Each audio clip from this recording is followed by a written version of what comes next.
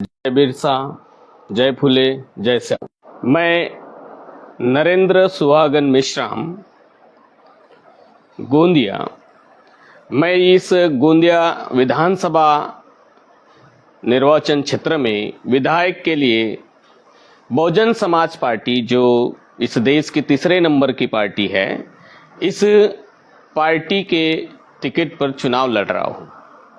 मैं नरेंद्र मेश्राम, मुझे गोंदिया भर में मेश्राम सर के नाम से जाना जाता है।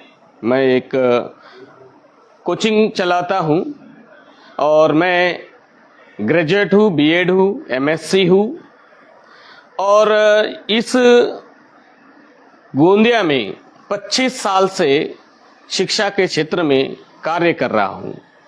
मैंने कई सारे गरीब बच्चों को, होशियार बच्चों को, उनको फ्री में भी मैंने कोचिंग दिया हूँ और ऐसे कई बच्चे अपना कई सारे अलग अलग फील्ड में, इंजीनियर है, डॉक्टर है, वो कार्य कर रहे हैं।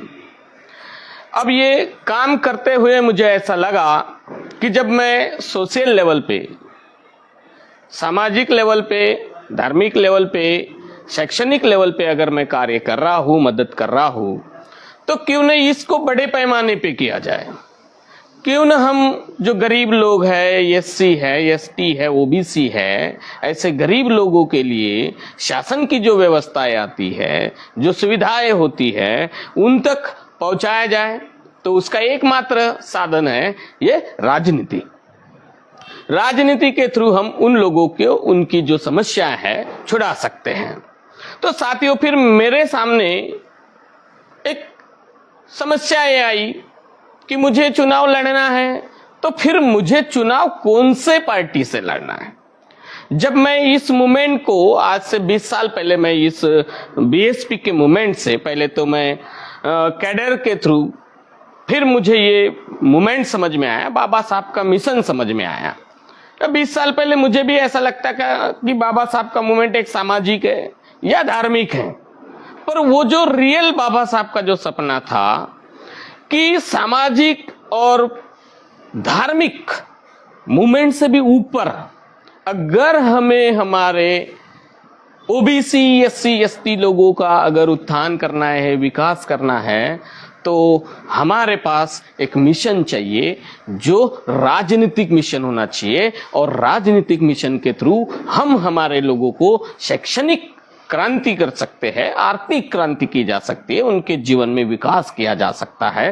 तो ये 20 साल से मैं ये देख रहा था और तब मुझे ऐसा लगा कि मुझे इस पार्टी से, इस बैनर से जुड़ना चाहिए जो पूरी तरीके से समानतावादी सोच रखती है, हर किसी को बराबरी का हक देना चाहती है, बराबरी की शिक्षा देना चाहती है, बराबरी का अधिकार देना चाहती है। अगर मैं इस प्लेटफॉर्म से कुछ कर पाऊं तो मुझे फिर ऐसा लगने लगा कि नहीं, मुझे ऐसा करना चाहिए। जैसा साथियों, अगर मैं बीएसपी के बारे में बताऊं कि बीएसपी क्या चाहती है ना, ये जो बीएसपी है, बीएसपी एक टाइप से एक मिशन है, आंदोलन है, ये एक राष्ट्रीय पार्टी है। बसपा दलित, बहुजनों, महापुरुषों की विचारधारा पर आधारित वैचारिक आंदोलन तथा राजनीतिक पार्टी है। संस्थापक माननीय साहब कांसीराम जी के अनुसार बसपा का मूल उद्देश्य यहाँ के एससी, एसटी और ओबीसी लोगों में सामाजिक, आर्थिक और राजनीतिक परिवर्तन लाना है। बसपा संस्थापक माननीय कांसीराम साहब के अनुसार बसपा का जो अंतिम लक्ष्य है, भारत की शासन सत्ता हासिल करना। बसपा देश में संविधान पर आधारित शासन सत्ता चाहती है। बसपा देश में तथागत बुद्ध के समानतावादी विचारधारा पर आधारित सम्राट अशोक की शासन व्यवस्था तथा डॉक्टर बाबा साहब आम्बेडकर के संविधान के अनुसार राज लाना चाहती है।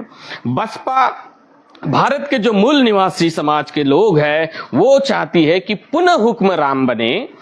बसपा दलित, एससी, पिछड़े, ओबीसी, एसटी, इन लोगों में मांगने वाला समाज नहीं होना चाहिए, देने वाला समाज बनाना है। ये बसपा का मिशन है। बसपा देश में सामाजिक परिवर्तन के उद्देश्य के तहत जाति विहीन वर्ग विहीन समाज की स्थापना करना चाहती है। बसपा भारत में सामाजिक गैर बराबरी को खत्म करना चाहती है। बसपा भारत देश में गैर बराबरी खत्म करके एक समानतावादी ऐसे बसपा के बहुत सारे एजेंडे हैं कि जो खड़ी व्यवस्था है, ऊंच नीच वाली व्यवस्था है, उसको खत्म करना चाहती है।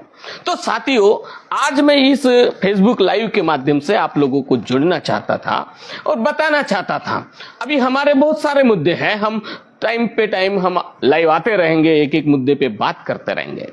अभी सबसे बड़ा मुद्दा एससी समाज और एसटी समाज का जो अभी आया, 1 अगस्त को जो निर्णय आया कि एससी और एसटी समाज के अंदर वर्गीकरण किया जाए, मतलब कोटे में कोटा बनाया जाए, उनके ऊपर क्रीमी लेयर लगाई जाए।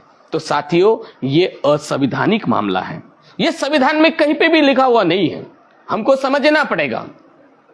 चलो ठीक है, हम बसपा से जुड़े हैं, बहन जी ने आदेश दी है कि भाई, बहन जी बोलती है कि अभी आपातकालीन परिस्थिति है, आने वाले दिनों में हमारा जो आरक्षण है वो खत्म किया जा सकता है, खत्म करने के एक स्टेप चालू कर दिए हैं। तो हमें एकजुट होना है, हमें एसटी लोगों को, हमें एससी लोगों को एक साथ आना पड़ेगा और इस वर्गीकरण के मुद्दे का पुरजोर विरोध करना पड़ेगा। चलो, हमने विरोध भी किए, पर विरोध करने से कुछ नहीं होता साथियों। मैं आपको बताना चाहता हूं, संसद में 131 लोग हैं जो एससी और एसटी के बाबा साहब के दिए हुए आरक्षण के कारण चुन के गए हैं। अगर वो 131 में से भी अगर सिर्फ 31 लोग अगर संसद में आवाज उठाते तो हमें रास्ते की लड़ाई लड़ने की जरूरत नहीं पड़ती। यह हमारा बहुत बड़ा दुर्भाग्य है, अफसोस है, हमारी बहुत बड़ी कमी है कि जिन लोगों के लिए बाबा साहब ने आरक्षण लिख के रखे थे, वो लोग जब संसद में आरक्षण के कारण चुन के गए हैं, वो हमारी लड़ाई लड़ने के लिए तैयार नहीं है। वो अपनी अपनी पार्टियों के विचारधारा के हिसाब से काम करते। तो साथियों, ये हमारे लोग नहीं है। इसीलिए मैंने सोचा कि क्यों न मुझे महापुरुषों के विचारों पर आधारित बीएसपी से मैंने चुनाव लड़ना चाहिए, ताकि मैं मेरे समाज की एससी एसटी ओबीसी की जो समस्या है, मैं संसद में जाके या फिर अभी जो हमारा जो चुनाव चल रहा है विधानसभा में जाके मैं ये बातें उठा सकूं, पुरजोर तरीके से उनको मैं मनवा ना सकूं, ताकि मेरे लोगों का विकास हो सके। तो साथियों, हमने सड़क का भी आंदोलन करके देख लिए, वो भी पर ये नहीं हो पाया, सफल नहीं कर पाए हम लोग। अब हमारे पास एकमात्र है, क्योंकि जो संसद से होना चाहिए वो न्यायालय से किया जा रहा है, संसद से जो निर्णय होना चाहिए वो न्यायालय से किया जा रहा है। मतलब यहाँ पे कहीं ना कहीं बहुत बड़ी चाल है।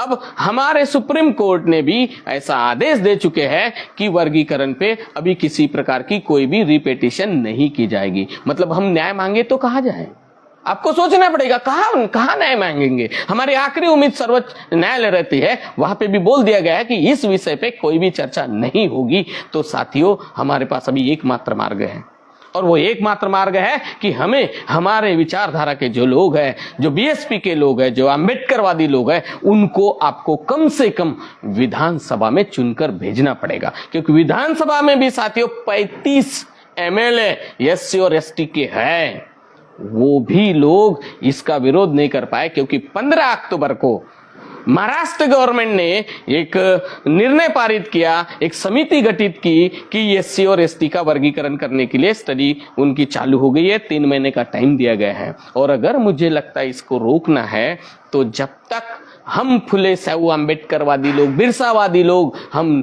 वहां विधानसभा में नहीं जाएंगे, तब तक हम लोग उसको रोक नहीं सकते हैं। तो साथियों, तो आप लोगों से ये गुजारिश है, हम लोगों ने एक और गलती की थी। अगर हम 1992 में अगर ओबीसी के लिए जो क्रिमिनल लगाई गई थी उसका पुरजोर विरोध किए रहते, तो आज ये दिन हमें देखना नहीं पड़ता। हम मनुवादियों के मंसूबे नहीं समझ पाते समय पे, और कई ज्यादा समय होने का, क्योंकि क्रिमिनल कई सारे लोगों को आरक्षण ही नहीं पता है। भाई, किसी भी लोगों को, मान लो कोई आदमी है, उसके 4 बच्चे हैं, तो 4 बच्चे हैं, कोई कमजोर हो सकता है, कोई ताकतवर हो सकता है। तो ऐसा तो नहीं होगा कि जो ताकतवर है पूरी की पूरी जमीन जायदाद वो ले ले। तो हम इस देश के निवासी हैं, हम एससी एसटी ओबीसी ओपन जो भी हैं, तो फिर क्यों नहीं होना चाहिए? हमारी जनसंख्या गिनी जाए, ओबीसी की जनसंख्या गिनी जाए, एससी की जनसंख्या गिनी जाए, और जनसंख्या के आधार पे सारे क्षेत्र में, शिक्षा का क्षेत्र हो, चाहे नौकरी का क्षेत्र हो, चाहे न्यायालय का हो। आज बड़े अफसोस के साथ कहना पड़ता है 70 साल के अंदर में एक भी ओबीसी सुप्रीम कोर्ट के जज तक नहीं पहुंच पाया। 1992 तक ओबीसी का एक भी व्यक्ति आईएएस नहीं बन पाया। क्यों? मैं पूछना चाहता हूं, ये जो सत्ताधारी जो पार्टियां है, क्यों नहीं किया ऐसा? क्या ओबीसी में टैलेंट नहीं था? क्या ओबीसी में वो काबिलियत नहीं थी कि आईएएस बन सके? और क्यों 92 के बाद में ही वो आईएएस बन सके और वो अभी कुछ लोग आईएएस की पदों तक पहुंच चुके हैं। साथियों, आपको बता देता हूं मैं, ओबीसी के कई सारे सैकड़ों सांसद हैं। 1915 में एक निर्णय आया था, जब नई गवर्नमेंट आई थी, 314 ओबीसी बच्चों को क्रिमिनल लगाकर उनको हटा दिया गया था, जबकि उनको आखिरी लेटर मिलना था अपॉइंटमेंट का। कितने ओबीसी नेताओं ने संसद में हंगामा किए भाई? मैं पूछना चाहता हूं आप लोगों के माध्यम से, कितने लोग आए थे, कितने सांसद आए थे? उनमें से 2-4 लोगों ने सुसाइड कर लिए। इतनी बड़ी एग्जाम होती है, वो अपना पूरा लाइफ झोंक देते हैं बच्चे लोग, और पूरा सब कुछ होने के बाद 314 लोगों पे क्रिमिनल का फंडा लगा के उन 314 लोगों को आईएएस नहीं बनने दिया गया। अब मैं पूछना चाहता हूं आप लोगों से, आपने पूछे कभी अपने नेताओं से कि भाई क्यों नहीं कर रहे हो ऐसा? आपको पूछना पड़ेगा, आपको इन बातों को समझना पड़ेगा। इन मनुवादी सरकारों को आपके उनको मंसूबों को समझना पड़ेगा। जिस दिन आप इनके मंसूबे को समझ जाएंगे, अरे हम लोग 85% है भाई, हम 85% है। सरकारें वोट से बनती है, नोट से नहीं बनती। और जिस दिन हम लोग सोच लेंगे, हम पूरे तीनों भाई, एससी एसटी ओबीसी तीनों भाई, जिस दिन हम लोग समझ जाएंगे कि भाई सत्ता का मामला क्या है, सत्ता होती क्या है, साथियों, उस दिन हम इस देश के हुक्मरान रहेंगे। जो बाबा साहब ने संविधान लिखते समय में सपना देखा था कि ये इस देश को सम्राट अशोक का जो सेशन था, उस सेशन को मुझे यहाँ पे लागू करना है, तो वास्तविक तब होगा जब हम एससी एसटी ओबीसी भाई एक साथ मिलके, जब कंधे से कंधा मिलके जब लड़ेंगे, तो इनकी औकात नहीं है 15% लोगों की कि वो हमारे ऊपर शासन कर सके। क्या होता है साथियों, पता है? अभी फॉर्म भरने के लिए यहाँ पर जब बड़ी बड़ी रैलियां लगाई गई, अभी दिवाली का मौसम था, हमारे यहाँ 2 नेताओं ने फॉर्म भरे, एक बीजेपी का और एक कांग्रेस का। मैं आपको पूछना चाहता हूं, कितने उनके लोग झंडा पकड़ के खड़े थे भाई? अरे वो कमाई कर रहे थे, दिवाली की दुकानों में बैठे थे, और हमारे गरीब मजलूम लाचार लोग 200 रुपए में उनका झंडा पकड़ने आए थे। कितनी गिरे हालत में, और कितना जिएंगे हम? कब तक ऐसी लाचारी की जिंदगी जिएंगे? तो मैं आप लोगों से गुजारिश करना चाहता हूं, हम कोई बहुत बड़े धन्ना सेठ लोग नहीं है पर हमारे पास एक बहुत बड़ा अधिकार है, जो वोट का अधिकार है। इस वोट के अधिकार का हम इस तरीके से यूज करेंगे, जैसा साथियों, आप लोग, जब हमारी बहन, हमारी बेटी बड़ी होती है, जब हम उसके लिए कोई लड़का ढूंढते हैं, तो हम उसको पूछते हैं इसका क्वालिफिकेशन क्या है, ये कहीं दारू तो नहीं पीता, ये नशा तो नहीं करता, इसका कहीं चक्कर तो नहीं है। इतना ठोक पीट करते हैं, तब जाके उसको हम हमारी बहन बेटी का हाथ थमाते हैं। और मान लो गलती से अगर ऐसा दामाद हमारा खराब भी निकल गया साथियों, कोई फर्क नहीं, एक बेटी की जिंदगी खराब होगी। पर प्रजातंत्र में साथियों, अगर आपने इस वोट का गलत तरीके से यूज किए, और अगर वो किसी गलत आदमी के असर पड़ गया, तो साथियों हमारी पीढ़ियां बर्बाद होगी, हमारी पीढ़ियां बर्बाद होगी, और ऐसे मौके आपको बार बार नहीं मिलेंगे। और हम 70 साल से यही करते आ रहे हैं। अब आप लोगों को जागरूक होना है, अब आप लोगों को वोट का अधिकार समझना है। सरकारें वोट से बनाई जाती है, नोट से नहीं। हम दिखा देंगे, आप लोगों का मुझे साथ चाहिए, हम दिखा देंगे कि हम वोट का पावर का यूज करके हम हमारे बहुजनों की सरकार चला सकते हैं। यहाँ इतने सारे बहुजन हैं, और उसके बावजूद भी हम 3000 जिनका पापू वो वोट नहीं है, 3000 उनको हम 30 साल से जिताते आ रहे हैं। कितनी लाचारी, गुलामी है। तो साथियों, मैं एक कहना चाहता हूं आप लोगों को, ये जो वोट है हमारा, तो मैं एक नारा भी देना चाहता हूं कि वोट हमारा, राष्ट्र तुम्हारा, नहीं चलेगा, नहीं चलेगा। जो सरकार शिक्षा और काम नहीं दे सकती है, जो सरकार शिक्षा और काम नहीं दे सकती ऐसी सरकार निकम्मी है, और जो सरकार निकम्मी है वो सरकार बदलनी है, वो सरकार बदलनी है। फिर एक बार मैं दोहराऊंगा कि वोट हमारा, राज तुम्हारा, नहीं चलेगा, नहीं चलेगा। जय भीम साथियों, जय संविधान।